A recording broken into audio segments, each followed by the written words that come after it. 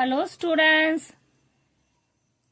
11th standard maths chapter 10 exercise 10.3 பார்க்க போறோம். previous videoல 10.1 10.2 example 16 வரைக்கும் போட்டு முடிச்சிருக்கோம். உங்களுக்கு ஏதாவது டவுட் இருந்தா நீங்க maths நேரம் என்ற சேனலை ஓபன் பண்ணி exercise நம்பர் எக்ஸாம்பிள் நம்பர் போட்டீங்கன்னா கரெக்டா உங்களுக்கு வீடியோஸ் காமிக்கும். அதை பார்த்து நீங்க டவுட்ஸை கிளியர் பண்ணிக்கங்க. ஓகேவா? இப்போ நம்ம எக்ஸசைஸ் 10.3ல ஃபர்ஸ்ட் क्वेश्चन பார்க்கலாம். y = x² + 4x + 6 power 5. பவர்ல இருந்தாலே நான் சொல்லியிருக்கேன், எக்ஸாம்பிள் சம் நிறைய போட்டிருக்கோம். பவர் முதல்ல டிஃபரன்ஷியேட் பண்ணிட்டு அதுக்கப்புறம் பவருக்குள்ள இருக்க எக்ஸ் வேல்யூவை டிஃபரன்ஷியேட் பண்ணணும். இது பேர் தான் செயின் ரூல் சொல்லுவாங்க. ஓகேவா? சம்ஸ் நிறைய ஒர்க் அவுட் பண்ணிக்கோ. இப்போ dy/dx போடும்போது அதுக்கு முன்னாடி நம்ம என்ன எழுதணும்? Differentiate with respect to X.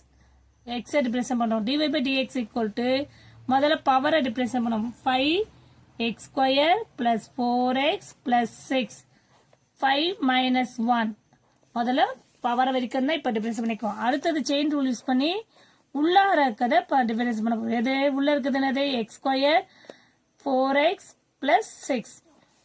ஓகேவா? நெக்ஸ்ட் ஸ்டெப் என்ன பண்ணலாம்? 5x² + 4x + 6 5 - 1 4. இப்போ இதை டிஃபரன்ஷியேட் பண்ணா என்ன ஆகும்? நம்மளுக்கு x² டிஃபரன்ஷியேட் பண்ணா 2x 2 - 1 + 4 × x டிஃபரன்ஷியேட் பண்ணா 1, கான்ஸ்டன்ட் டிஃபரன்ஷியேட் பண்ணா 0. கான்ஸ்டன்ட் டிஃபரன்ஷியேட் பண்ணா 0. ஓகே, இப்போ என்ன பண்ணுவோம்? 5x² + 4x + 6 4. இது என்ன பண்ணலாம்? 2x 2 - 1 1 2 தான். அது ஒரு இருந்தா இருக்கும், அது 1 போட்டாலும் 1 போடாட்டி 1. 4 × 1 4. 0வை எடுத்துடலாம். ஓகேவா? இப்போ ஃபைனலா என்ன பண்ணலாம்? dy/dx இந்த இது வந்து முன்னாடி வச்சுக்கலாம். 5 × 2x + 4 x² + 4x + 6 பவர் 4. பவரை பின்னாடி போட்டுப்போம்.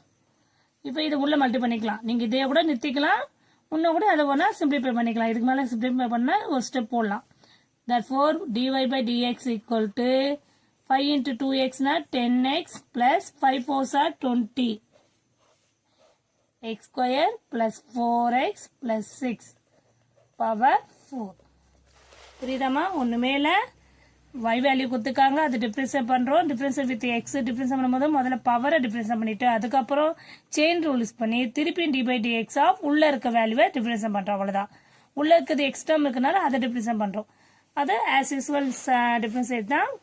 வெரி சிம்பிள்மா, கிளியர். புரியுதா? லாஸ்ட் ஸ்டெப் முன்னாடி கொண்டு வந்துட்டு மல்டி பண்ணி போட்டுட்டோம். அவ்வளவுதான். புரியுதாமா? Thank you students.